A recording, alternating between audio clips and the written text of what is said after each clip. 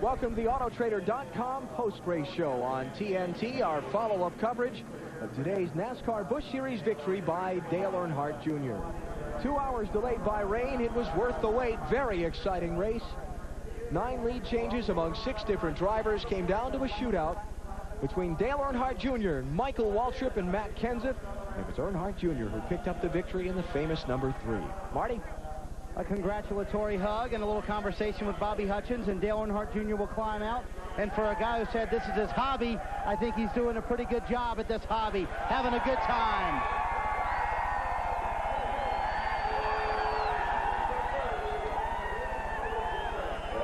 I'm so surprised at all the liquid refreshment flying. Go ahead, get everybody wet. Oh, here comes the mosh pit dive.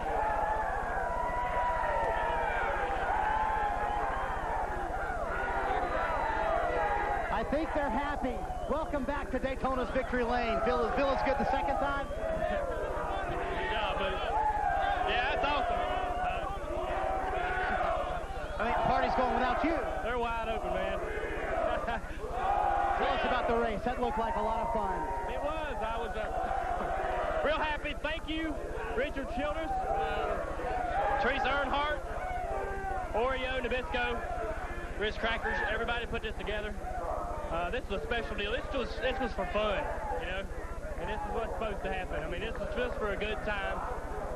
And I'm telling you what, winning, I didn't have all the confidence in the world we was going to win, but we stayed out there on old tires, and up front I could keep the car free. But this is good. This is great. Number 3 back in victory lane. Tell us about those old tires from lap 57 to the end of the race. Is that a premonition of tomorrow, maybe? I just drove as hard as I could. I had my buddy Michael behind me, and I know how bad he was wanting to win this race. But just imagine if it was the Daytona 500, Michael. So I want to thank him. Matt Kenseth helped me a lot. I think Matt might have been helping me keep Michael behind me. I don't know, but it's hard to tell what was going on back there at the last few laps. And I just trying to keep on the bottom of my car. I had a lot less gear than everybody else, and it would lead real good. When I got side by side with people, I had a tough time, but I led real good. But it worked out. I mean, good job, Bobby Hutchins, like I said, Richard Childress, all these guys, and Busch, you know, for letting me get out of red for a little bit and do something a little different, a little unique. And it's a good tribute, you know. I mean, I try to downplay everything about the number 3 and my father and everything, but winning the race, now I don't know if I want to downplay it. Now, what does it mean to you to bring the number 3 Richard Childress car back to victory lane, especially at Daytona? I know Daddy would be real happy. I know Richard must be happy about this. All the guys at RCR that miss my father dearly, I'm sure this is a good time for them. You know, one last hurrah, I guess. One last hurrah, maybe our big hurrah tomorrow. His father brought the number 3 car to victory lane 32 times at Daytona. Today, Dale Jr. makes it trip number 33 for the number 3 car at Daytona. Let's climb in and ask Richard a question real quick. Richard, the 3 car of Richard Childress Racing back in victory lane at Daytona. What a special feeling. Yeah, this is where it belongs. These guys work so hard.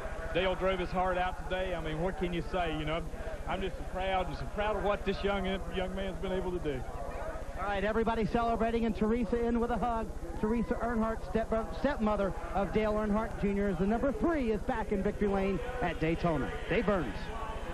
Defending Daytona 500 champion Michael Waltrip shakes off an early tire vibration, and then, now clear something up for me. Isn't it true that you said to the spotters it was your turn to win at Daytona here to Junior? Is that right? I didn't want to use my turn up today. I'll use it tomorrow. But Dale Jr. and I have been 1-2 the last 4 race days at Daytona. I think that's pretty cool. Very cool indeed. Could you not get around him at the end? You weren't letting him win, were you? No.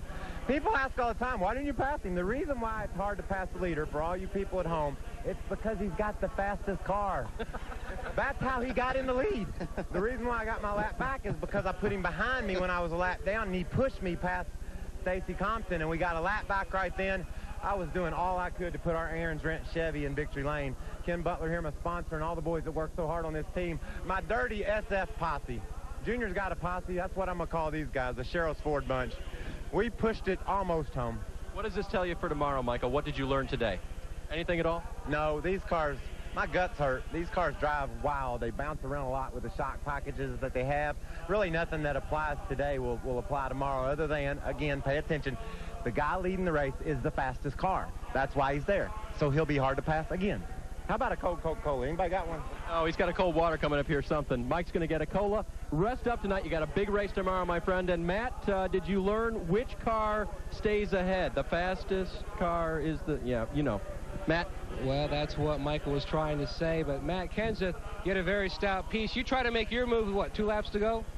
Well, yeah, whenever I could get a run, really. I finally got a run with 2 laps to go and got a good run on Michael. And Jason was just a little too tight to push me by. So it was a great race. I'm really proud of the Reiser Enterprise guys. I'm real proud to be driving for Robbie and John Reiser for all these years. And it's been a tough winter. We didn't have a sponsor until last week. We picked up Jana King for here and for Texas. So we still need a sponsor for that Ford team over there. And great bunch of guys. And we got great engines and good cars. Hopefully we can pick something up. Shades of 1998 and 99 with you and Junior running there for quite some time. Yeah, I had a good time with him. For a while there, he was waving at me like he thought I was going to try to pass him, but I was basically just trying to block the 60 behind me. He was faster than me, and I was just going to stay with that 3 car. So I was hoping something was going to shake out where the 99 and 3 got side by side at the end. That would have been fun, but I had a lot of fun battling him. He's a great friend of mine. I have a lot of fun racing with him, and plus he helped keep me on the lead lap. And Bill, just like the old days on the cool down lap, Matt pulled up alongside and gave him a few donuts along the door. Absolutely. Well, Tony, wow.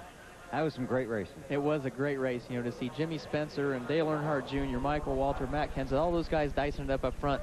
It makes me wonder what's going to happen tomorrow in our big race. What is going to happen tomorrow? I don't know. I wish I knew that. Are you going to change tires with 60 to go? I'm going to have to. I don't think I can make my car drive that good for that many laps on a set of tires, but it makes you think about what we're going to do for tire strategy tomorrow, whether to take 2, maybe take 4, or don't take any at all now. Yeah. This was a blast. Thanks for joining us. We look forward to seeing you later this season on TNT. We've had a blast, guys. All right, Tony Stewart starts 6th tomorrow in the 44th running of the Daytona 500. Dale Earnhardt Jr. goes to victory lane today, and tomorrow he will try and do the Daytona sweep for just the 3rd time since the inception of the Busch Series. Michael Waltrip, Matt Kenseth, Jason Keller, great run for Meal in the 47. Scott Riggs and the 10 car also had a great run. Randy LaJoie, former champion, started 3rd, slipped to 7th. David Green had promise, but ended up 18th. Stacy Compton back in the 20th spot. Jeff Purvis spun out of competition late in the race. Greg Biffle had trouble midway through the event. Jimmy Spencer was a contender for victory until he had a tire go down late in the race. And the rest of these guys with disappointing days here at Daytona. Most of them will regroup and head to Rockingham next week. Joe Nemechek started 1st and finished 43rd. Dale Earnhardt Jr. in victory lane at Daytona.